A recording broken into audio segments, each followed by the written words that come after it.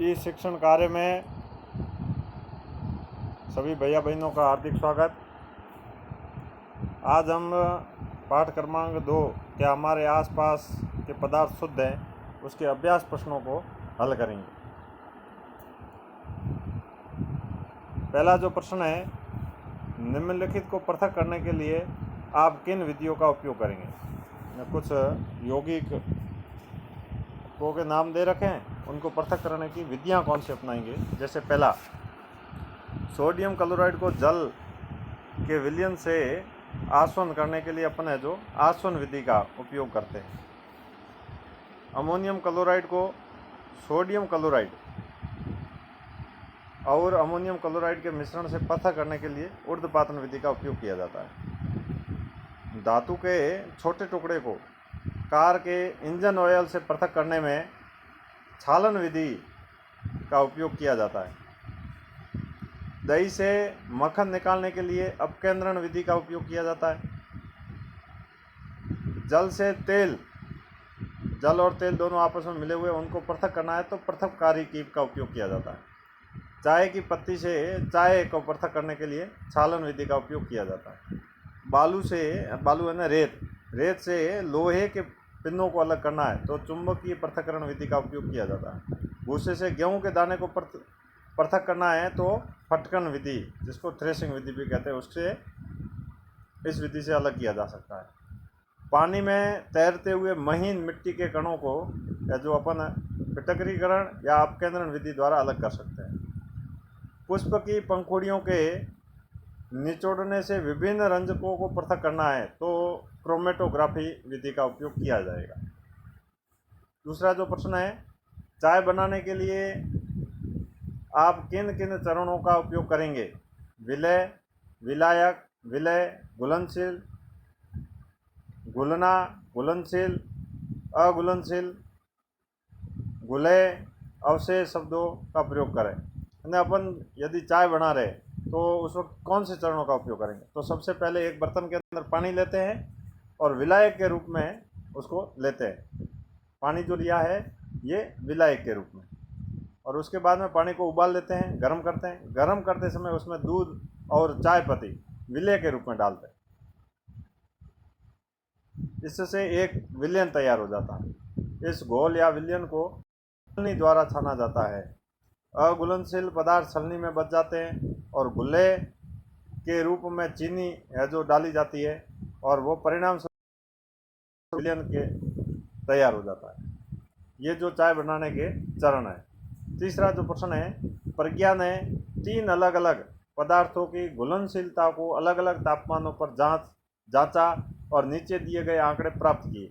प्राप्त हुए परिणामों को 10 ग्राम जल में विलय पदार्थ की मात्रा जो संयुक्त विलयन बनाने हेतु पर्याप्त है निम्नलिखित तालिका के अंदर। जैसे पोटेशियम नाइट्रेट है, सोडियम क्लोराइड है, पोटेशियम क्लोराइड है, अमोनियम क्लोराइड है। ये तो जो है विलय पदार्थ है और ये तापमान दे रखे 283 केल्विन के अंदर दे रखा है। इकाई जो है वो तापमान की केल्विन है। 293, 313, 333, 355 ये सबके है जो तापमान दे रखे हैं।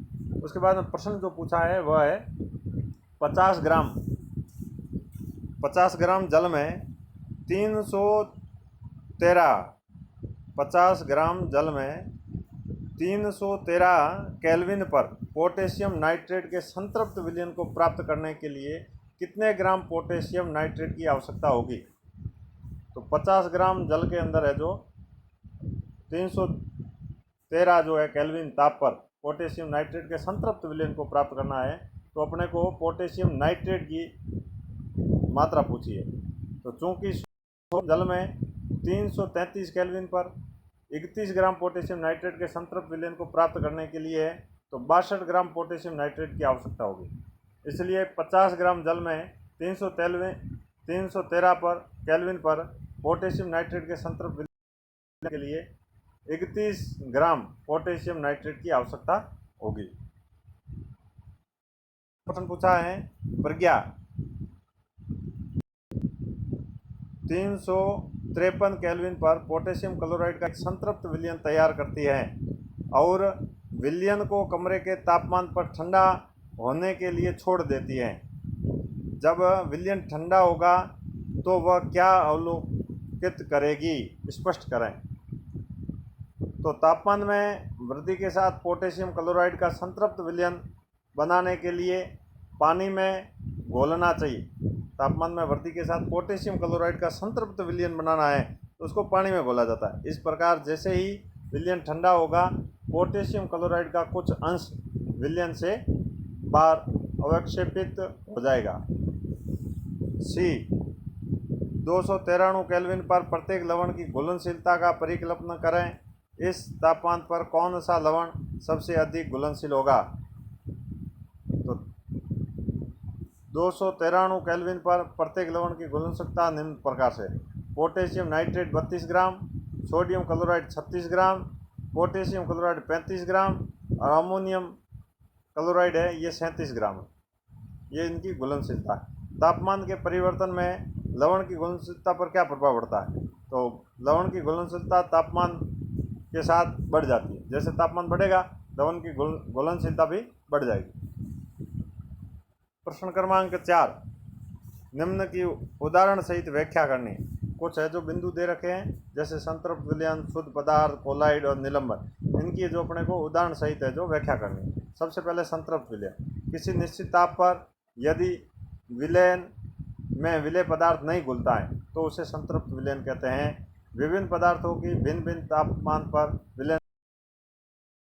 शुद्ध पदार्थ, तो शुद्ध पदार्थ वह है जिसे केवल एक ही प्रकार के अणु, शुद्ध पदार्थों में भौतिक तथा रासायनिक गुण होते हैं। एक ही प्रकार के अणु होते हैं और शुद्ध पदार्थ जो होते हैं उनके भौतिक एवं रासायनिक गुण एक ही प्रकार के होते हैं। ये सभी यौगिक शुद्ध होते हैं। सभी जो यौगिक होते हैं वो सभी शुद्ध होते हैं। जैसे साधारण नमक है, चीनी है, सोना है, तांबा है, पारा है।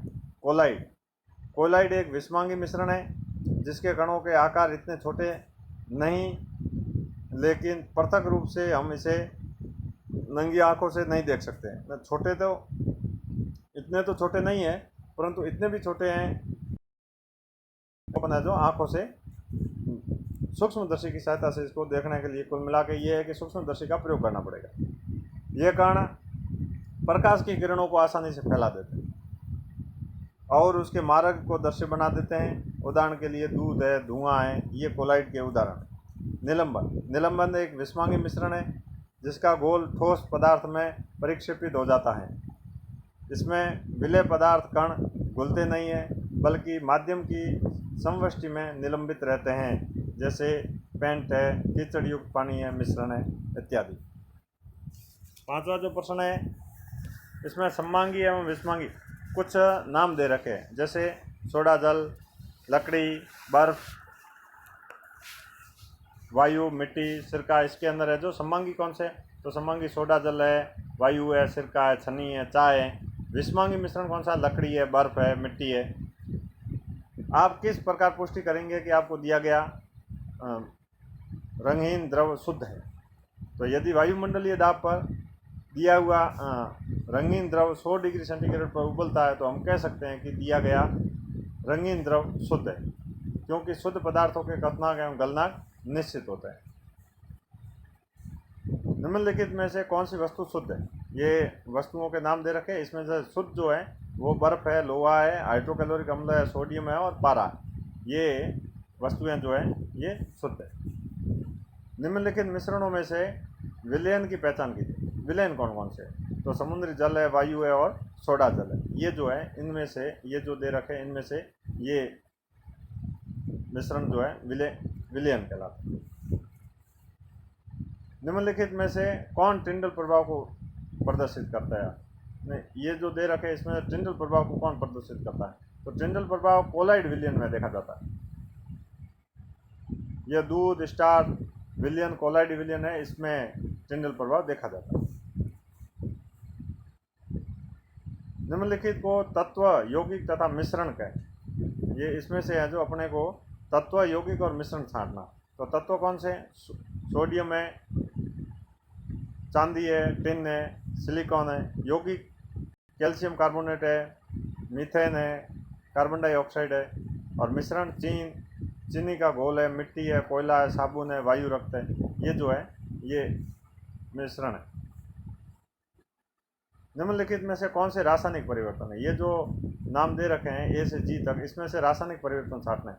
तो ये जो नाम दे रखे हैं, पौधों की वृद्धि है, लोहे में जंग लगना है, लोहे में और भोजन का पाचन है, और मोमबत्ती का जलना, ये जो है ये रासायनिक परिवर्तन है। इस प्रकार से ये 6 प्रश्न जो थे ये अपने को अभ्यास पुस्तिका में। धन्यवाद।